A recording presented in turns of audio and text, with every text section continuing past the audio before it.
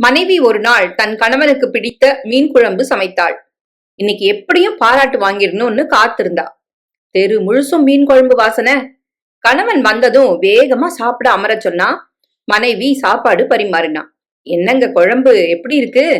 நல்லா இருக்கு. ஆனாலும் எங்க அம்மா கைப்பக்குவம் உனக்கு இல்ல. எங்க அம்மா வைப்பாங்க பாரு மீன் குழம்பு, தெருவே மணக்கும். அப்பப்பா, ருசி சூப்பரா இருக்கும்.